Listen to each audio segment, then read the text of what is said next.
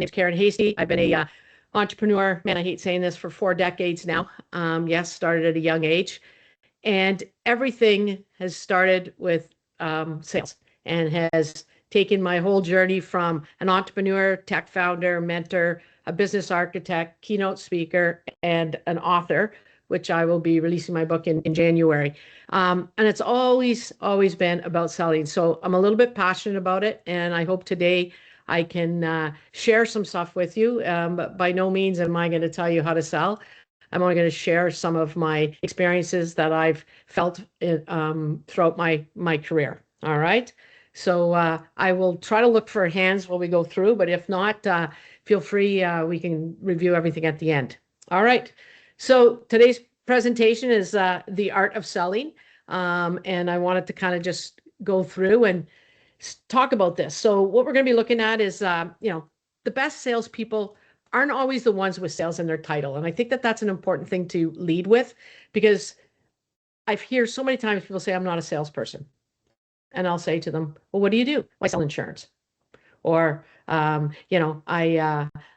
sell real estate. Well, then guess what?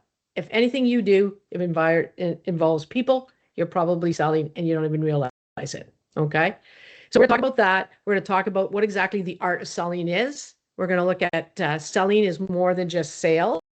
And that's important because I think people always think that selling is about closing and getting a sale. Objection is not rejection. So we want to talk a little bit about objections. And then we're going to end up with how we can make upselling and continuing the sales cycle without coming across as being pushy. Okay. All right. So sales can feel intimidating and objections can seem scary. They still do for me. Trust me. Nobody likes to be rejected. All you have to do is go on a dating app and watch the swiping and you'll know what I'm talking about. So the big thing is what people normally feel is that instinct of panic. They want to talk faster, or they just want to go and give a discount because they think that's what's going to get the sale. It sounds familiar, and I think we've all experienced that. So what I want to do is just go through some real life examples, practice some scenarios with you, and show you that if you're confident and you can demonstrate value, turning objections into opportunities and upselling in a way that feels helpful rather than pushy. Okay. All right. Again, great salespeople do not need sales titles. Selling happens anytime someone helps another person. So first thing I want you to do is always think about a problem.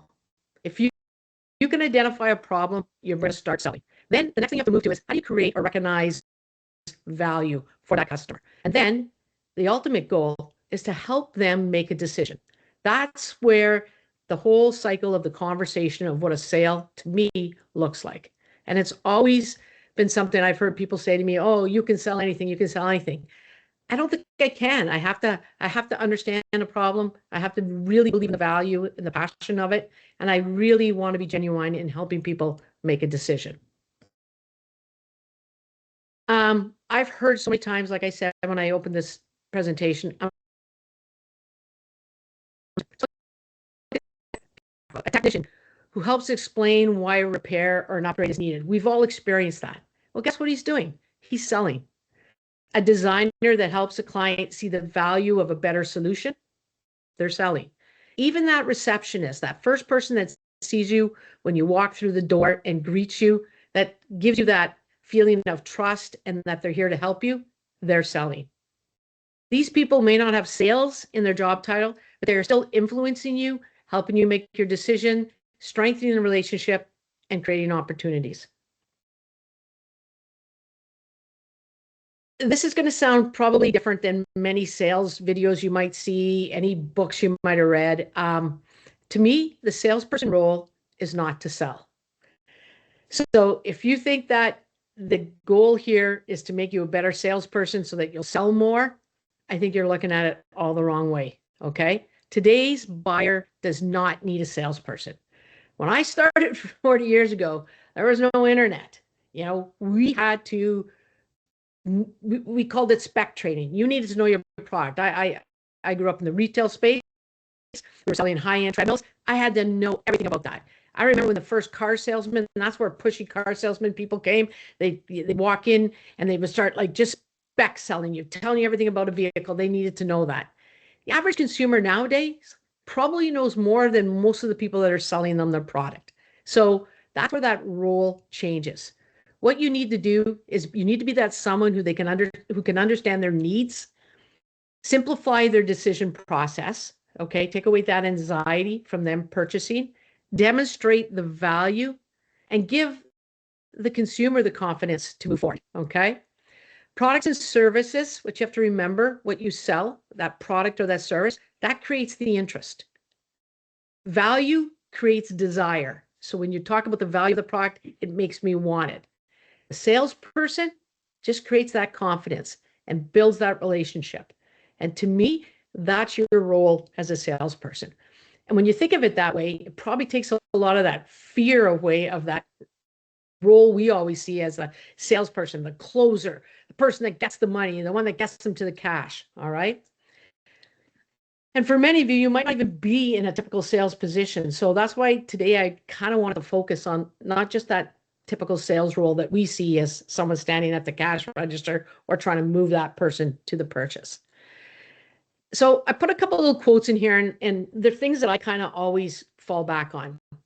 Selling is not about convincing people to buy. It is about understanding what they need, helping them see value, and guiding them through the right decision.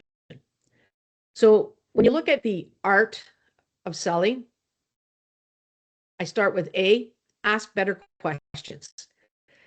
And I'm going to talk about this a little bit later. You know, you always will hear this cliche. I was the opposite of it. If any of you know me, you always say, oh, you got 2 ears and 1 mouth. So you got to listen more. I'm going to challenge that in a bit. So asking questions, you uncover the customer's real needs, priorities, concerns, and what motivates them to buy. Not too often will people come into the store and say, hey, I am looking to run a marathon and I want to get under 6 minutes miles. I have shin splints. I really don't like to run. And I want to spend more than $2,000. So sell me a treadmill. I never had that in my 40 years. In fact, most people come in and the typical response we see on the floor is, hi, how can I help you? And the first thing they'd say, just looking. Why? Because right away that gives them that anxiety that, oh my God, it's about the sale. That's all they care about.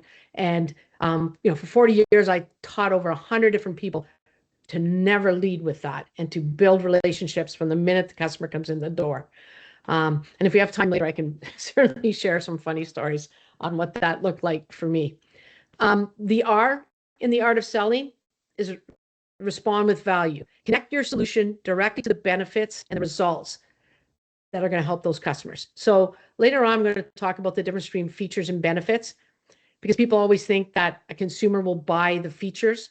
And when I was selling treadmills, high-end treadmills, and fitness equipment, I always focused on the benefits. Because when you start selling features, and I say to you, and we'll talk about cars, just to get out of the fitness space, this car has this, right off the bat, all you're seeing is dollar signs, dollar signs, dollar signs, dollar signs. If I start talking about this vehicle is so comfortable, it's one of the safest vehicles for you and the kids. It's got an incredible sound system. Now you're starting to like visualize the experience of what that's going to look like. And now that money isn't really that thing that's clicking in the side of your head saying, don't buy, don't buy, don't buy. And then finally, the T in the art of selling is all about turning objections into opportunities. So that sounds kind of funny when you hear about it, because you think an objection is the end. I don't think it is. I think it's just the start of how you have to get to the end. Okay. So use concerns, and that's what I call objection. It's just a concern. It's not a rejection, as a chance to clarify value, build confidence, and get to move forward in that sales process. So when we talk about asking questions, again, I love my little quotes. You often hear that great salespeople need to listen more, but listening alone does not create a sale. So remember, if you're listening, you're relying on that customer wanting to talk. And unless you're selling me something, most people walk in not wanting to talk. So your job is to get them to talk. So that's where asking questions will do that. Engaging in meaningful conversation, uncover what truly matters to the customer. And when you do that, you're going to start to realize that you are talking and they are giving you valuable information that is going to help you close the sale. So moving into that R, respond with value. Value is not what you say your product or service is worth.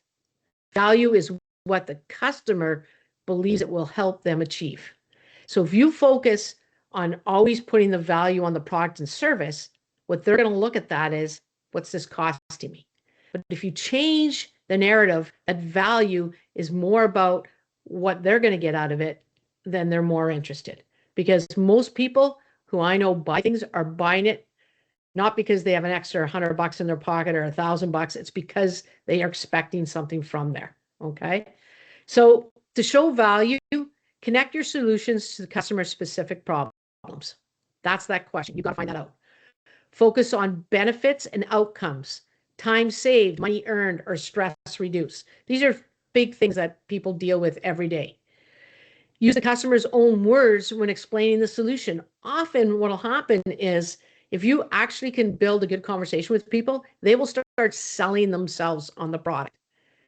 Compare the cost of taking action with the cost of not doing anything. We're going to talk a little bit more about that when we talk about objections later on in the presentation. Provide proof through examples, testimonials, or measure results. So sometimes if you can explain something by showing someone else's experience, it'll be more convincing for someone than you just telling them point blank. So when we go to the T, like we talked about, that big turn objections into opportunities, an objection is not a rejection. It is often a request for more clarity and confidence. So in other words, they're just not ready because what you've presented to them isn't enough to make them decide that I'm ready to make that purchase. So all you have to do is step back, clarify the value, build some confidence, and move the conversation forward. If you just walk away or end it, then it's going to be tough to pick it back up. When I look at selling, and I talked about this earlier, to me, selling is more than sales. It doesn't start the minute someone walks through the door, okay? There's a whole bunch of things that make up sales and make up selling.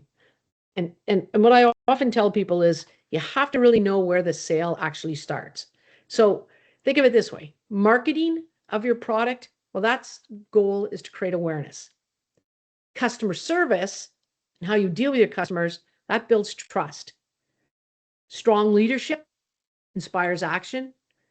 Your employees represent your brand.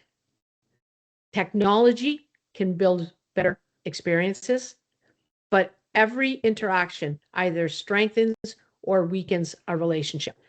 So what I guess I'm trying to say here is you could have the best sales team, and if you don't have these other components, sales will be tough.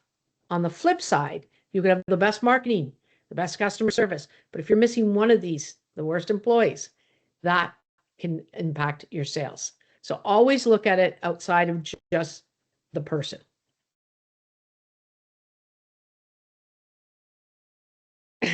So this is kind of interesting because, we always talk about sales as being pushy and persuasive. It really isn't about persuasion. If you have to convince someone to buy something, it's probably not the right product. It's about creating value through an authentic conversation, something that seems genuine, real. I'm sure many of you have actually put your hand up. How many times have you walked into a store and right away you've been able to sniff out when someone's on commission? And you kind of almost want to walk away because you're like, they're just not going to be genuine. They're just out to make a sale. I walk in the store, the first thing I always ask a person, are you on commission? And they look at me kind of like dumbfounded, like they're afraid to answer that question because of what I just said. They're thinking, oh, you're thinking all I care about is the sale. And when I get someone that says, yes, I am, then I look at them and I said, okay, great. Then you're motivated to help me sell. Help me buy rather. And they kind of look at me kind of funny. And I said, because if you weren't, I don't think you would be giving me the same kind of attention and the same kind of interest in helping me solve my problem. So don't be afraid to tell people that you're on commission. If you can really generally make them feel that you're trustworthy, that you're knowledgeable, and you really have their best interest in mind. Do not just explain, show what your product service does, show why it matters to them. Okay. So I talked about this a little bit earlier, features versus benefits. So I'm getting my heart helping because I'm seeing that thing flashing here. That's what happens to me when I walk in and someone just starts selling me on products and services or the features that they have in there. Okay. And I'm going to use some real examples for me. This treadmill has multiple speed settings, incline levels, workout programs, and a cushion running surface. And I'm just like, oh my God, this thing's going to break down. This thing's going to be too confusing to use. This thing's going to cost me a ton of money. Instead, if I were to flip it and sell the benefit and why it matters, and I were to say something like this treadmill gives you the flexibility to exercise at home whenever it fits your schedule, gradually increase your fitness level, and stay consistent without traveling to the gym. How does that sound? I'm like, wow, you're solving a lot of my problems of why I wasn't working out before. I'm selling the same product. I'm just selling it differently. One is selling the features. The other is selling the benefit. So in that first one, you were probably thinking exactly what I was thinking. This is going to break down. How difficult is this going to be to use? It's going to cost me a lot of money. And the bottom line, you were visualizing yourself on that product and going, oh my God, this is great. I'm probably going to use it. I'm going to get the results I want. Okay. The customer is not buying the feature. They are buying the results the feature creates. That is what value is. So if you think of everything that you do, and I see a lot of people here and I recognize a lot of you, whatever it is that you do, it's the end result that is the sale that people want. Okay. So keep that in mind when you're going through. So back to that treadmill, a more convenient and realistic way to reach your personal fitness goals. That's the ultimate value in that features versus benefit scenario. So let's move on to a different type. So that was more of a product base. What if we looked at a service base? Because again, a lot of people don't see sales when they're selling something that isn't tangible. So again, don't sell the features. Our platform automates memberships, renewals, invoicing, emails, and reporting. And all I'm going is like, oh my God, this is a big platform. It's going to cost a lot of money. I'm not even going to use half of it. I don't even know how I'm going to even learn all this stuff. But instead, I step back and I now present it this way. Our software platform means your team spends less time chasing payments, sending repetitive emails, and building reports manually, giving you more time to spend with your members, improve retention, and grow your revenue. How does that sound? Well, now I'm looking at this and going, I need this. The other one, I was kind of thinking it was more of a task. It looked like it was more things I was going to have to do because you were telling me all the things that it can do. The customer is not buying features. They're buying the results the features create. Again, that's the value. So in this particular scenario, more time to focus on your members and grow. That kind of made sense to me. Most people hate selling. We're going to move on to the objection part. Most people hate selling because they fear rejection. Objection is not rejection. This is not dating apps. There's no swiping left. There's no swiping right. They can run. They might open the door and go, but it's not the end unless you make it the end. Okay. So let's look at some of the common reasons why people object. Number one, lack of trust. They're just not buying you. You're not giving them the confidence, that vibe that they're looking for. Okay. Lack of urgency. They aren't in a need to buy right now. And that may be a reason for you to help try to understand why it's not an urgency for them. Lack of understanding. You spoke too fast. You weren't clear. You focused too much on the features. You didn't put the benefits that we talked about as the priority. Fear of cost, because again, that's what they were hearing. They were resonating, or you led with that. A lot of times people just think, oh, I'm just going to come right out. I don't want to waste my time. This thing's, this is what's going to cost you, and I even hate that word because, I look at it and someone said to me, one time I walked in, they're like, well, how much do you want to spend? I said, zero. And they looked at me, they go, well, that's not an option. I'm like, well, then why'd you ask me that question?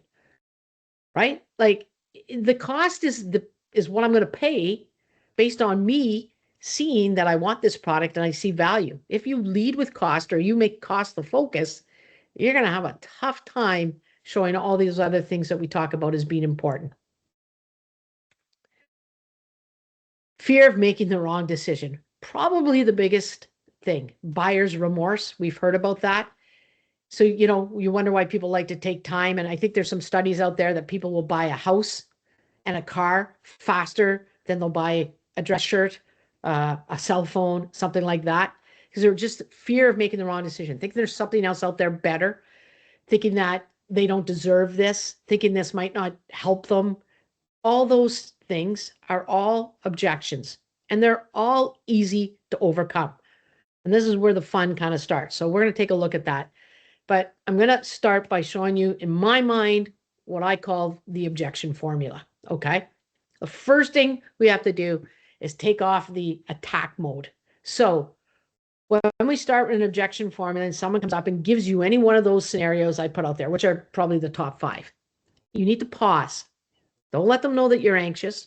Don't let them know that you were ready for this objection and now you're going to like objection 4 and prance on them. Okay.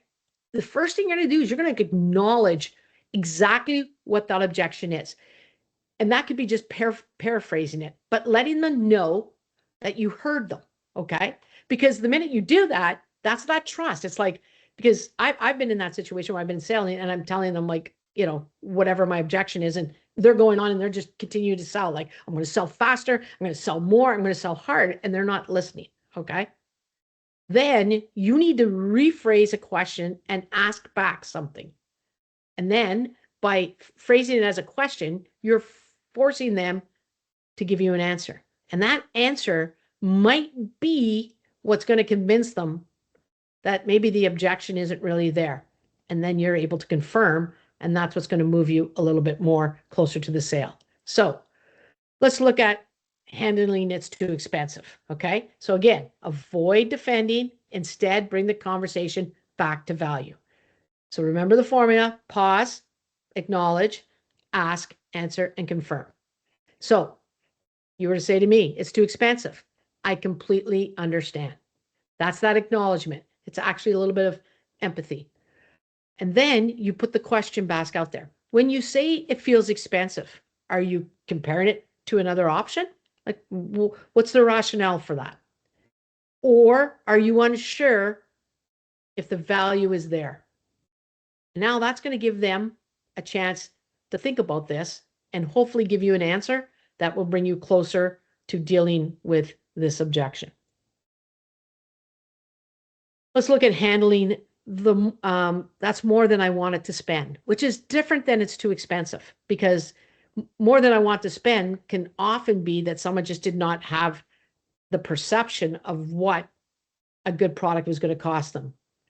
So one of the things I look at here in this one is when we were selling high-end fitness equipment, we were up against Canadian Tires and some of those low-end stores that sold treadmills at a fraction of our cost.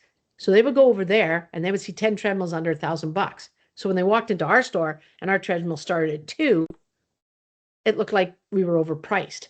And that made us have to change and really focus on showing the difference in why they need to spend this kind of money. So remember the formula that we talked about. And in this particular case, I would say something like, I understand budget matters. Let's look at what this helps you save, improve, or generate over time. And I'd often say to people, so are you looking to spend $1,000 now and then maybe another $1,000 in 3 years on another treadmill? And they would look at me and I'm like, because that's typically what will happen with that one. Or you could spend $2,000 with us and you have a 5-year warranty and you have in-home service that will go there should something break and need to be fixed. Well, now all of a sudden the value's there, and now they can differentiate between why they didn't think they needed to spend that amount of money. I need to think about it. We hear that all the time. It's the number one thing that comes out because I don't have to justify it. It's just like, hey, I need time. Again, you could just say, okay, well, let me know when you're ready and come back and see me, or can I call you later, something like that. What you want to say, again, acknowledge it, right? Of course. So you're saying, yeah, of course, take as much time as you want. So I can make sure I've answered everything properly. What part do you feel you still need to think about, though? Because maybe and now what you're doing is you're taking the responsibility and saying, maybe I haven't done enough for you if you're still not sure that you want to buy. Okay. So, and the minute you start taking those objections and making them about you and not about the customer, they get more relaxed, less defensive. Can you send me some information? We used to get that all the time as well. Okay.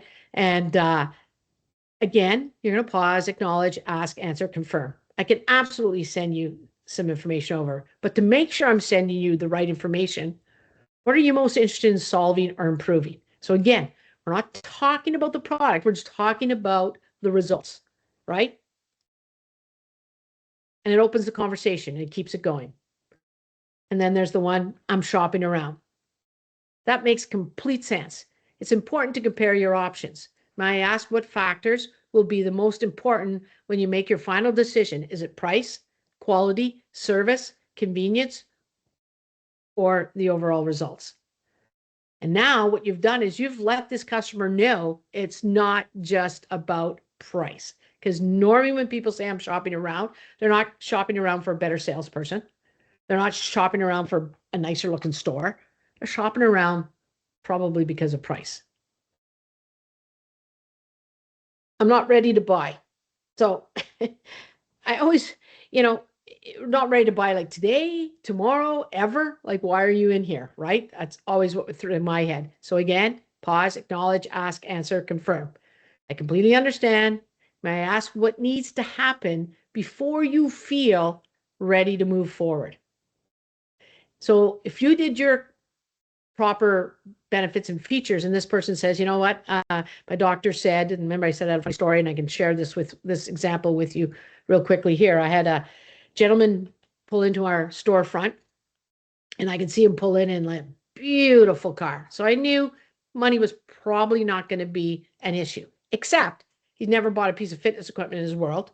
He didn't want to exercise, and he didn't want to be there, and he didn't want to buy a treadmill.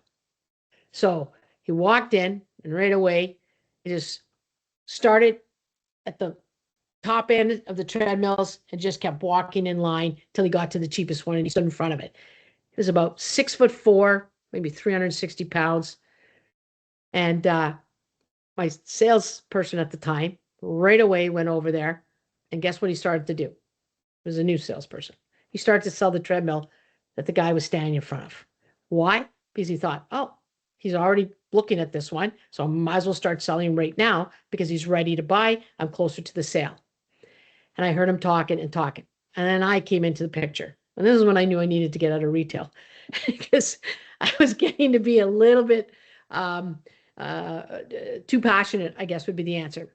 And I was listening to the salesperson when I walked in, and I said, sir, I couldn't help but listening to the conversation. And I heard you mention that you don't want to buy a treadmill. Your doctors made you come here and buy a treadmill, and you don't want to spend this kind of money. And why are things so expensive? So I just said to him, if you don't mind me asking, why are you here? I said, your doctor told you to buy a treadmill, but why? He goes, well, basically he told me if I don't start exercising, I probably won't see my granddaughter graduate. There was the reason. Okay. I said, wow, that's an important reason to be here. So I said, this is an important purchase for you. I said, because if someone ever gave me that ultimatum, first thing I'd be asking is, what's the treadmill that's going to get me to see my daughter graduate? I said, Sir, there's no doubt in my mind, you know the difference between inexpensive and expensive stuff. That's a beautiful vehicle you have out there. Because, yeah, just bought that for me. And he starts selling me on his truck how big it is and how expensive. And I said, great. I said, then I don't think today is the day you want to spend the least amount of money on something that might save your life. And there was silence.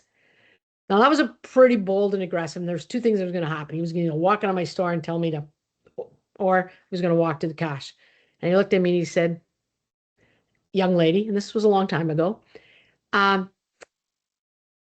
you own this place? And and that was a good reason for me to kind of go, I said, matter of fact, I do. And he says, all right. He says, tell me what treadmill I need. I said, you need that one. And it wasn't the most expensive. It was the one he needed. Simple, but reliable and would handle his weight. I went to this cash and put all of his credit card and bought. And he said, he goes, wish I would have saw you when I bought my vehicle. I said, I don't sell trucks.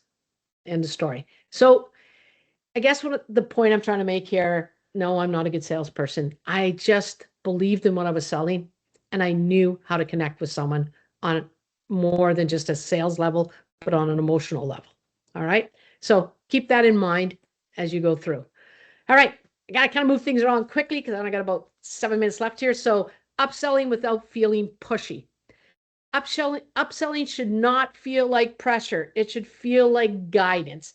So if you want to take someone from product A to B to C, you can't be pushing it on them. It has to feel like it's guided, like there's a reason you have to move them. Okay. So when to upsell? Not because you can, the customer has a bigger problem. So this particular treadmill example, I need to move him from here because he was on a treadmill that was rated for a 200-pound person and just wasn't going to do what he needed it to do. That was a reason to upsell. Okay. Not because he was driving an expensive car and I knew he could spend more money. When to upsell? The lower option will not solve the problem or the issue. Exactly what I said to you. When to upsell? There is a clear long-term benefit. So if someone said to me, I want to run a marathon and I'm going to get fit and they're going to use this for 20 years, that has to be a reason to upsell to get better quality. They are already engaged and asking questions. Often, if you keep the conversation alive, people will slowly move themselves up. And in fact, we used a strategy, and I'll talk about it shortly, but the biggest thing is what should upselling sound like? It should not be, can I show you something more expensive? Can I show you a bigger package? Can I show you something that has something more? Based on what you shared, the basic option may get you started, but the upgrade option would be better and support you as you try to achieve your long-term goals. Okay? So that's something I think you have to tell people. You have to take them on that journey of here you are. Yeah, it's going to work for you. Because it's true. Every treadmill I had would go 0 to 10 miles and you could walk on it. The difference is how did you want it to feel today, tomorrow? And as your fitness level got better, what were you expecting out of that product? Okay? So good, better, best. You've probably heard this. This was a common thing we always talked about is if you walked into my store and I was a good salesperson and I did everything that I just said in these first, 40 slides, I could probably sell you a good treadmill. I could probably sell you a better treadmill and I can probably sell you the best treadmill. Here's something I can tell you. When you start with the best product, which is opposite to how people want to do, they often want to start with the cheapest and try to keep adding stuff to it to convince people to buy better. When you start adding, people start seeing dollar signs. If you walked in, and I'm going to do car sales because most people have bought in cars before, not necessarily fitness equipment, but if you have, thank you. So the best the best vehicle, if you walked in and I said, come on, let's go take a ride. I just got this really new convertible in, and you get in it and you've got the rooftop down, your hair's blowing. You're like, oh my God. And I said, check out this premium stereo system. And hey, did you know that this thing has anti-lock brakes and 15 airbags? It's going to keep you so safe if you're in an accident. And we have a full service, complimentary service that comes with this vehicle. Air conditioning, everything that you want. You can talk to it and it'll do everything. Wow, that's great. Okay. So let's go down to take a look at this one. So remember everything I told you about? Well, this one, doesn't come with that convertible. So you know that feeling of having the roof down on those days, you're not going to get that in this one. It's also doesn't have that premium sound system. Okay. And then we go down to good, and it's like, okay, so there's no premium sound system. And in fact, this one doesn't even have Bluetooth. I'm just using examples. There's no real, you see what's happening? Nobody ever wants to get rid of a benefit, right? Not a feature. It's the benefit of these things, right? So nobody wants to get. So if you start high, you will probably have less chance of bringing someone down to good than if you start good and try to bring them up. All right. All right. A few more quick slides here. I'm pushing fast. Engagement selling technique number 1. Be curious, not scripted. Okay. So ask genuine questions about the customer's need, priorities, and challenges instead of rushing into a presentation. What are you hoping to improve? Simple questions. What has been frustrating you the most about your current solution? Technique number 2. And this doesn't have to feel salesy. Focus on the problem. Keep the conversation centered on what the customer is trying to solve, not everything that product can do. Based on what you shared, the biggest issue seems to be saving time. Is that correct? See how I'm rephrasing these? Engagement selling tech number 3. Use your own words. Use their own words is what I should say. You mentioned that reliability and support matters most than having the lowest price. So they just told you what they need for you to sell to them. Selling technique number 4, educate before you recommend. Okay. So what does that mean? Here are 3 things I would compare before choosing any provider.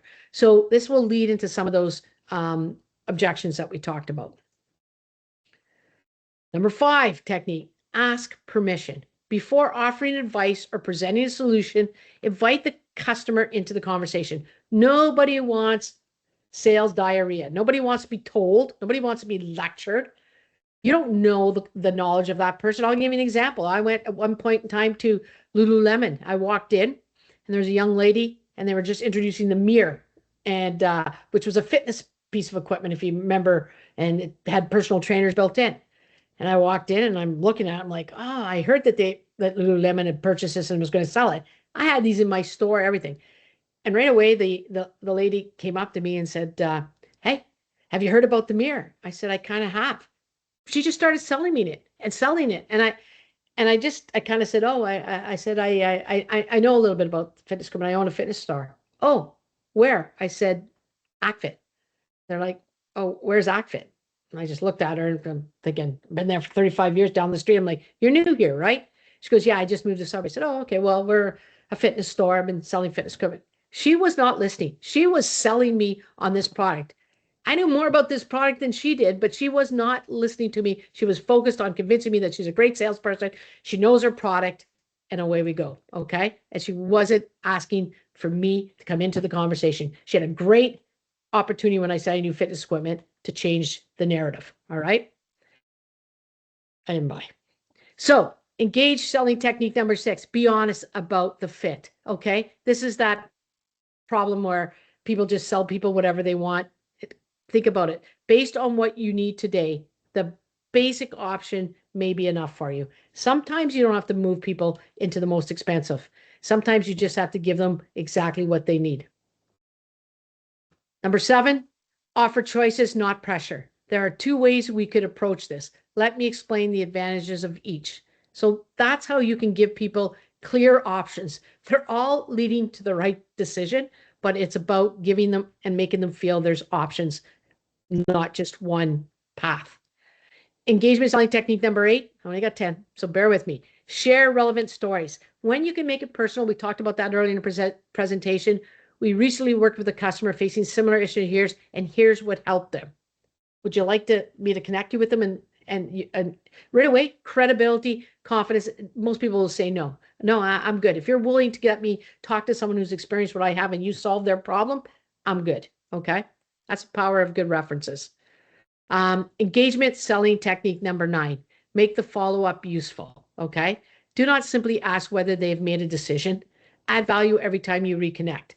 I found an example that relates to the concerns you raised, so I want to share with you. So this is a customer that's walked away and you said you're going to get back to him. Don't pick up the phone and say, have you decided yet?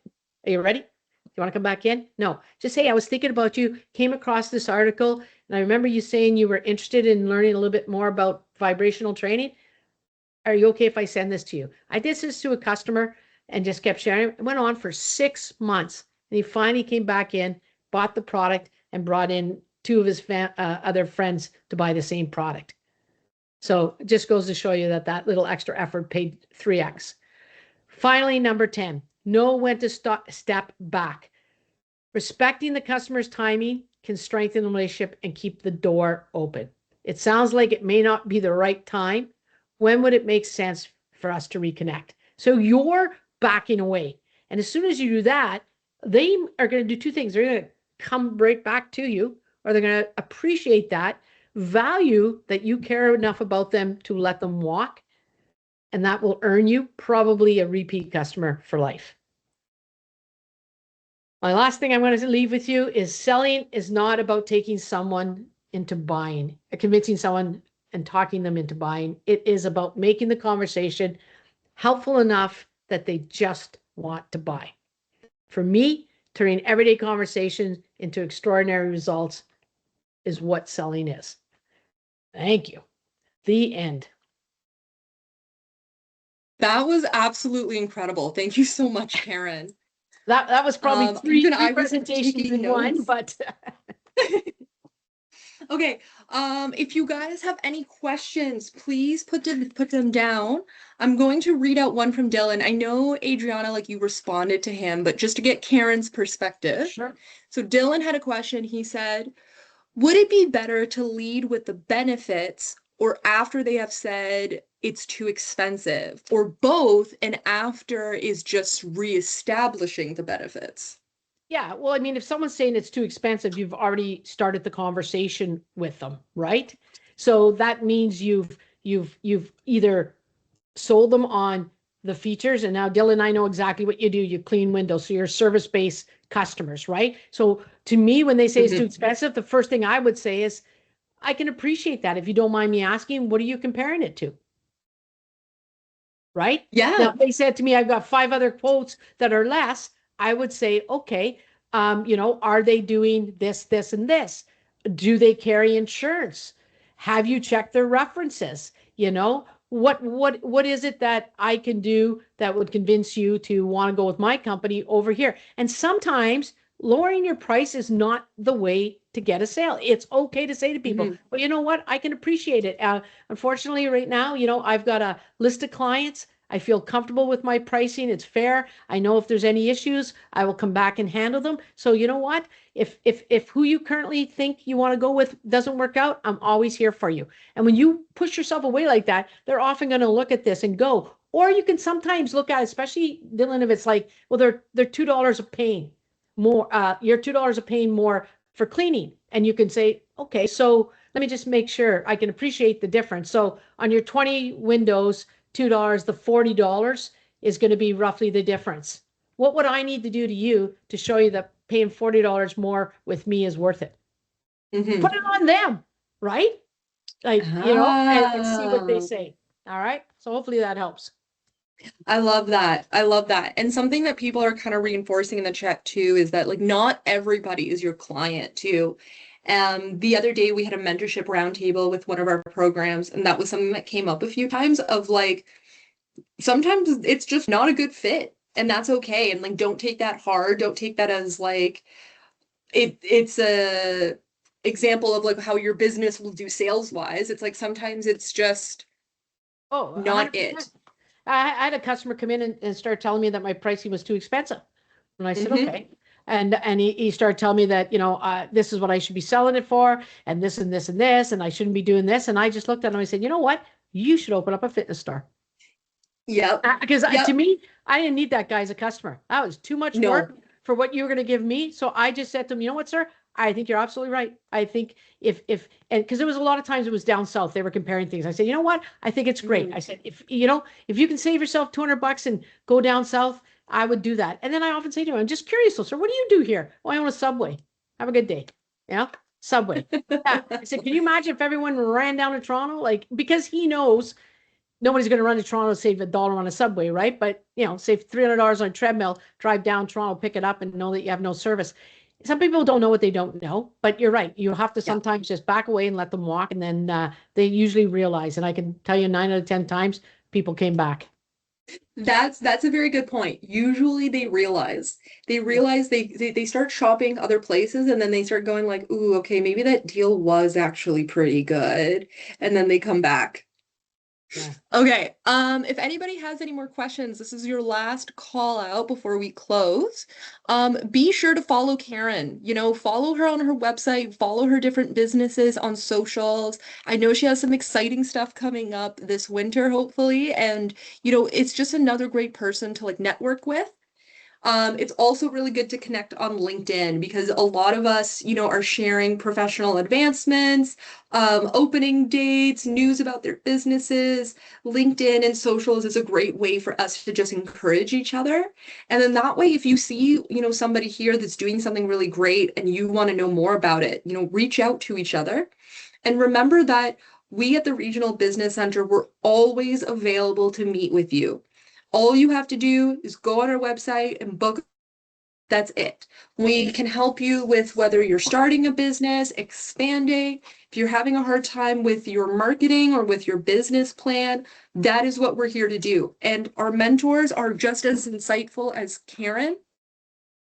She's the sales expert. Like I said before we started the webinar, like every time I would meet with Karen and get like little insights into her knowledge, and I'd be like, I need more of this. I need more. So pay attention to her stuff because I think that it'll only ever be a great resource for everybody here. And, if you have people who are friends that are entrepreneurs as well, send them this resource. It will be posted on YouTube, this webinar. It'll go up tomorrow on YouTube. You will all get an email with the link and also a survey. Now, the survey is just to help us improve our webinars as we go forward, but it's also a really good way of sharing your ideas for webinars. So like somebody in the spring had asked, can we have a social media for beginners? 2 months later, we had the webinar. Now we had somebody who saying, can we have a Canva tutorial? And now that's something that we're working on. So if you have something that you're struggling with or you want to know more about, fill in that survey. It's really helpful for us. It also helps me know where are you finding our webinars? Like, is it being shared with you? Are you finding it on socials? Anything like that? That's really beneficial. So thank you everybody for coming today. I hope this was very, very insightful as it was for me, as it is for you. Thank you so much again, Karen, for taking time out of your day today to chat to us about sales and give us a really good condensed training session. With that, I'm going to wish you all a great day. Have a great weekend as well. Stay safe and best of luck with all your businesses. Happy selling, everyone. Bye.